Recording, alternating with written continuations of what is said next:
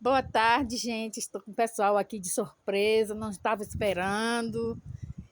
Eles são de Deus mesmo, viu? Porque estava preparado, o almoço já estava preparado, né? E por isso estou aqui só apresentando eles. Eles vieram de Ilhéus. Olha, Prazer, meu nome é Josimar, vim de São Paulo, estou em Ilhéus, morando em Ilhéus, um dos melhores lugares aqui é aqui, no restaurante Delícias da Fazenda, Taboquinha, Itacaré. Para mim é um grande prazer estar aqui também, né? Podendo compartilhar desse momento único e singular que Deus nos permitiu.